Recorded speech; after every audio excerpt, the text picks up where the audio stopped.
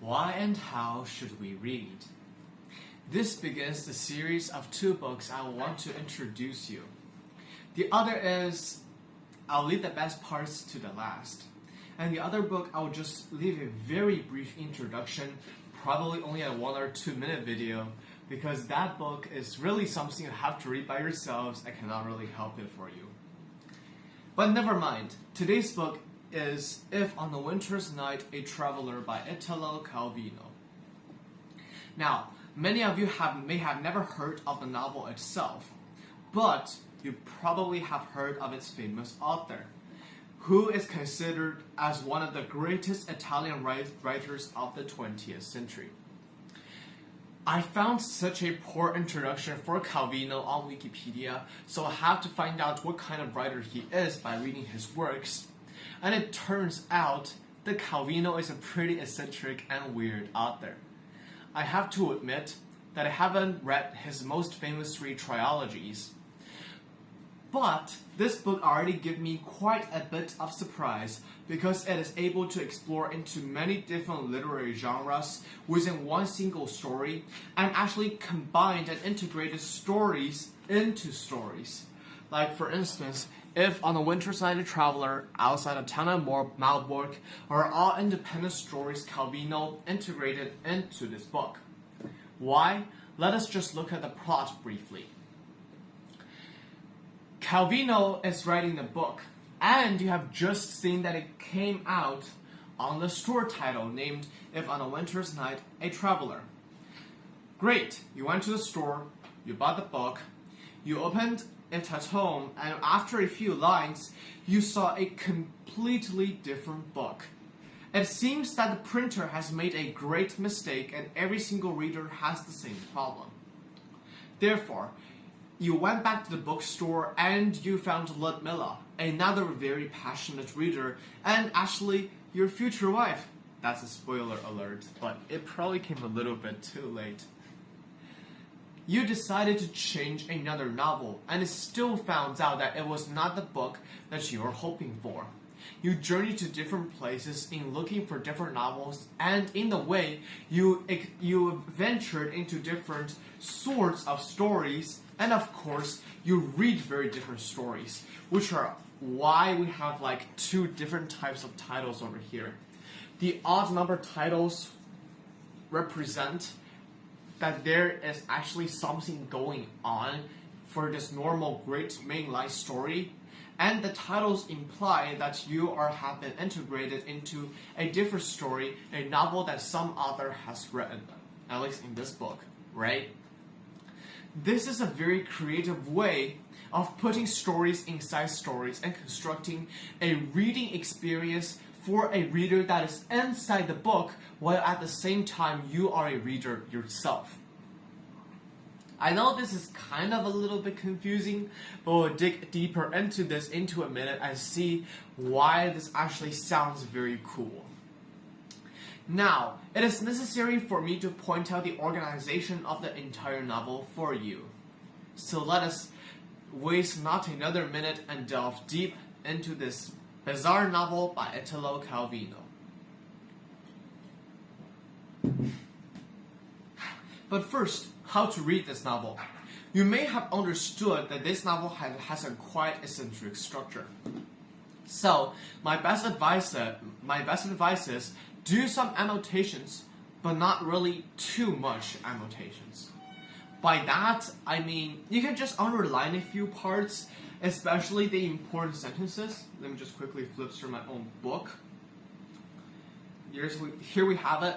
You may have like the very important lines you want to discuss, and you may want to underline them, but it is not really necessary for you to do a summary or something of the sort because you're not reading political philosophy, to be honest. You can just underline the parts where Calvino expresses what he wants to say directly so as to lay off a little bit and understood the story while still capturing some of its inner meanings. I think this is going to be very helpful, at least for me personally. Now, let's move on to the fun parts, okay? As I have talked about, we're going to read a little bit into the organization. So number 1 is the clues between the story titles. What about the story titles? I have found an explanation on Wikipedia that says the following. That's the even number story titles together will connect a single story. Do you still remember that we have those long, stupid titles at the beginning of the book? Now, let's read them out and see if the Wikipedia testament holds or not. If on a winter's night a traveler, outside the town of Malbork, leaning from the steep slope, without fear of wind or vertigo, looks down in the gallery shadow, in a network of lines that interlace, in a network of lines that intersect, on a carpet of leaves illuminated by the moon, around an empty grave, what story down there awaits its end? Seems that the Wikipedia guy has some credible stuff for us to read this time. And it's actually quite interesting for one reason I'll be pointing out later, probably in the second or third angle we will be discussing. This is a very interesting clue for the entire story. I'll have to repeat it again because it is actually very important. Number 2 is Ludmilla. As I have mentioned before, Ludmilla is you, the reader's future wife. Now, have you guys ever wondered why the narrator's future wife ever kicked it into the discussion? Ludmilla proposes a lot of interesting points about reading and how she wants to read the entire story. She's one of those readers very passionate in their craft and definitely wants some very deep and intriguing experiences. She wants not only what is on the surface, but more of what is hidden behind the book, its deeper meanings, things that are unspoken, things are behind the veils. So, she is constantly chasing after mysteries and all of those very great surprises that will pop up behind the writer's words. This actually came in a very stark contrast with her sister, Loteria, who is trying to organize the book in every single way that is very academic, that is very organized, that is very formulaic, etc., which basically calls off any form of beneficial interpretation. Why do you have to put something, every single thing in the book related to, for example, masculinity, all sorts of difficult topics you have to discuss, and see whether they're related to world problems? Because let us look at this quote, right? With regard to trends of contemporary thought and problems that actually demand a solution. We can see already a very huge discrepancy right here, because let us look at another quote. Ludmilla said, "Still, I wish the things I read weren't represented as solid, that's the way you can touch them. Reading is going towards something that is about to be, and no one yet knows what it will be." You see, Ludmilla, although approaching reading in similar manners as if she's always a reader, like her sister Loteria, approaches the entire process kind of very differently, so I have to correct my line there. She actually approaches to that kind of end very differently right here, because instead of approaching it by absurd concepts, especially related to a world problem, she goes by the route of intuition and enjoyment. It is certainly very joyous to take in such kind of prospect, because the book I would like to read, quote, now is a novel in which you sense the story is arriving like still vague thunder, the historical story along with the individual story, the novel that gives the sense of living through an upheaval that still has no name, has not yet taken shape. Does this really remind you of 100 Years of Solitude?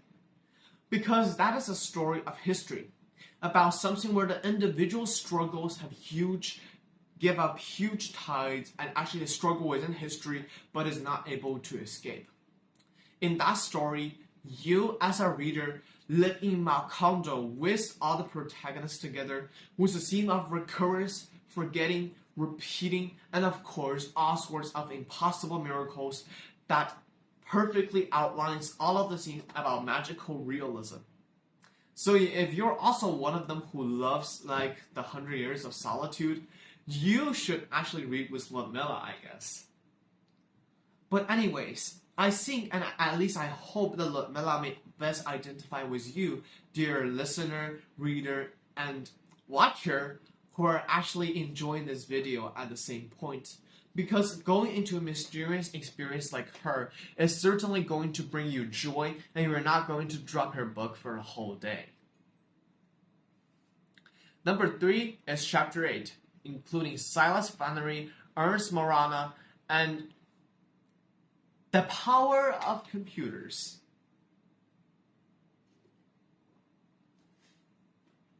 Silas Flannery is a guy who has his longest appearance in the entire 8th chapter. Several interesting points about him. First, he is very interested, or at least kind of into a topic about aliens. And why? Because 3 guys near his home one day told him that the aliens are going to dictate what he writes. Yes. So as therefore, every single word he wrote is not going to be his own. Instead, it's going to be like flows by the aliens, by something like a supernatural force, by something that is not able to be controlled. And he himself would not be able to know it. Actually, if you take the absurdity of after you first read this single short epilogue, paragraph, you're going to think that this proposition makes some sense, because sometimes you indeed have no idea of what you are writing is actually not dictated by some supernatural force. Instead, probably like Virginia Woolf, this holds some sense because you are a carrier of what you are going to write. You're just pouring them down, and you're not necessarily the creator. You're felt as if you're driven by some very big, very powerful scene, and you're going to feel exhausted after writing a good book. So does this actually make some sense that Silas Flannery's work are not really original by himself? And let us extend more upon this, right? He is a writer drained of his own inspirations. And that is why he's keeping a diary which is said of containing nothing meaningful except mere descriptions.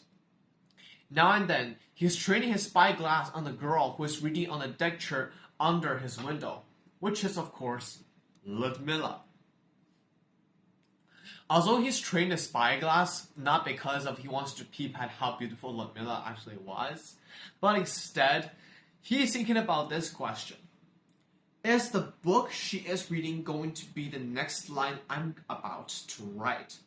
So for every single line he wrote, he's going to train his spyglass onto the girl and see if the characters on the page actually matches what he has written.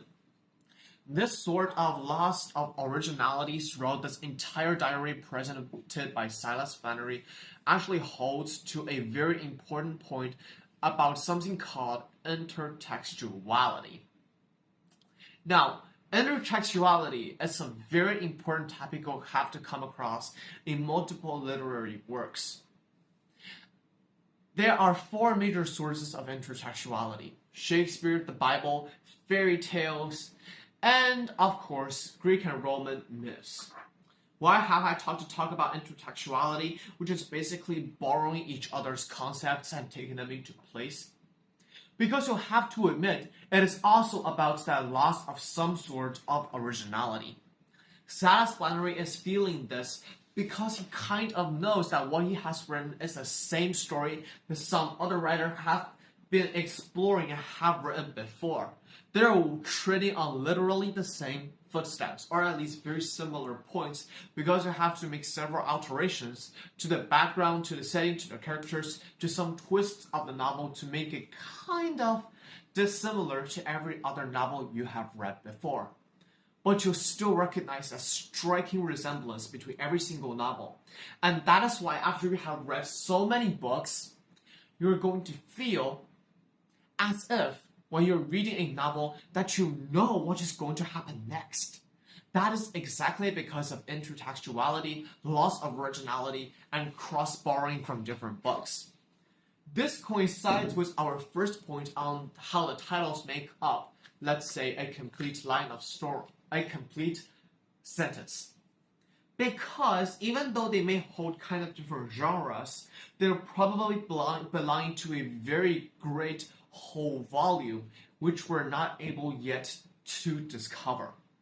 And that is, I guess, a very core part of this book, and even the greatest theme of this book, Calvino is trying to express to us. Let us tell us an example about intertextuality to make you guys more familiar about it, alright? Shakespeare. Yes, Shakespeare again. Do you guys know that we have a famous phrase called as dead as a doornail? You certainly does. It means dead. Very dead. Extremely dead. You can, of course, use it to describe your own mobile device. My phone is as dead as a doornail, etc., etc. But the later borrowings of this version in literature actually comes up in another great writer's work, Charles Dickens's A Christmas Carol, where Old Marley is said to have, in the original sentence, Old Marley is as dead as a doornail. You see, how these sort of little details and those idioms kept being referenced by later authors, and how those names, how those plots, all those stories kind of evolves. This is actually a very important part of literary creation. What all the writers are doing after many of those original volume creators is to add a lot of what-ifs into their own template, and therefore create a seemingly original story. But nonetheless, this does not actually disrupt our own reading experience, even we know that these stories are not completely original. Because what we are really caring about is this a good story? Is this a rich story? And that is all. And I think intertextuality kind of helps this, because while you're constructing your own great tree about literature, you can climb it because it stretches out so many different branches after having those great similarities. And that is what is fascinating about literature. Now, the second part of chapter 8 I want to talk about is Ernst Marana, which is a big bad guy in this entire book. But really, it is not the first time that the chapter discussed counterfeit literature, but it's only through Ernst Marana's hands that the entire global industry in the Calvino's world take this to the very grand height, where every single site infiltrate and fake one another's books. Ernst Marana suggests that all faking and forgery is part of art, because from all these deceptions and disguises, literature will find its true meaning. However, I disagree with this. This narrative certainly to some degree makes sense. The writer speaks his words, sure, but the problem is, it is then we, the reader, who begin to dig and find out what does the writer mean, and do whatever we can to discover what is hidden behind all of those common stories. Forgery in art is only, on the other hand, as forgery itself should be superficial. Good art and good creation should be at least partially honest. And even if you think that intertextuality and all of these questions and stuff is like faking, forgery, and recreating, you have to admit that hiding a book and placing it beneath another book is by no means deceptive. What is hidden is not necessarily what is deceptive. Literature's hidden meanings are not deception. It is directly being hinted at, because you can find your own textual evidence throughout the entire book and then came up upon your own conclusion. Therefore, well, actually, I hope before you went on, you get why I used the one book beneath another to complete this metaphor. Because it is like, again, intertextuality. You can figure out the metaphor. What does the metaphor mean by itself? But I'm just going to go on. Both the layer superficial we see on the surface of the works and the interpretations we conceive of is true. But the interpretation to some degree is falser, because it is built upon our own conception, imagination, and discovery. On the other hand, what Morana is suggesting is a total copying from the original surface to the inner meaning. This, while closely resembling literary creation, is not, at least, a candid form of creation. However, connected this to the opinions formulated above, we kind of have a question. Saras Flannery, as I probably forgot to mention before, says that his experiences and his own past strongly influences what he is going to write in the novel. That is very understandable because Hemingway himself has fought during the wars, has lived in Spain and Key West, and has done very different professions, and has gone to Africa to hunt big games. And in his very great long series of short stories and his most famous book, The Old Man and the Sea, we are going to see that his own experience, his own character, is building up a very great part of his story. That is what constitutes the writer's style. That is what constitutes their own stuff, their own, how would I put this? Their own uniqueness about each of their own works. But it is impossible for them, even for Hemingway, to experience everything of what he has written. So is this a kind of forgery and fake? Note, however, this is not really within the chapter's discussion category. It is just something that is very intriguing for me, so that I want to present to you guys at the same time. Last and most formidable of all of this entire chapter is that Lothario the genius suggested that we can read using a computer. I know this doesn't make sense at all.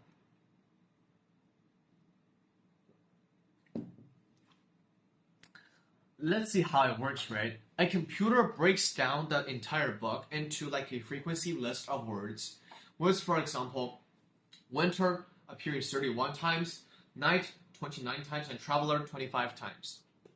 You have it. Now, Lothario is going to draw a conclusion from this book based only on the frequency of the words that has appeared. So she no longer has to read the book ever again. She only has to feed it into a computer. I mean, this is a very horrifying aspect. And it was not until I read this line that I truly understood that probably Calvino hates very much what Lothario's altitude is representing.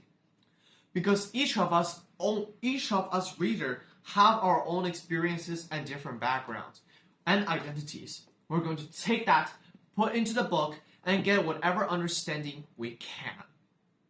That is what is unique about the book, because the ways you arrange these words supports different interpretations.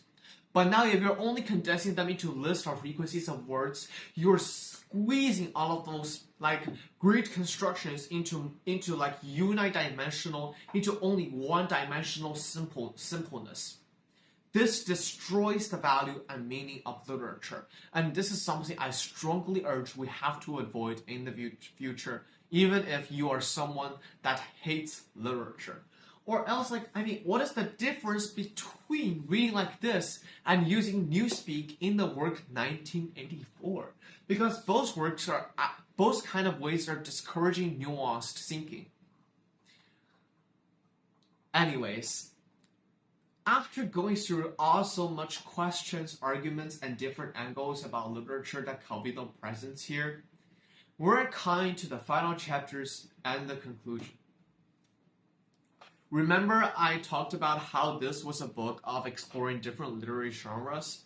In fact, we actually have an adventure, a romance, a satire, a diary, a quest, and an erotic story, all within one single volume, and all with their own independent settings. Calvino did already a very good job of exploring a writer's limits within one single book. But I'll have to again to talk to you about the final chapters and why this matters so much, because Calvino suddenly began to bring all of these stories together. How did he do this? The final chapters went like this. The reader went to a country where forgery of literature and of everything is the norm. And during his journey, he began to read only 2 or 3 of the last stories presented in the book. And it's all about censorship, etc., etc. But nonetheless, the last story went like this. It is about erasing every single civilization on Earth, and until only one of your acquaintances remained, and she asked you, would you like to have a cup of coffee with me together at the corner of the street? What kind of philosophy is this?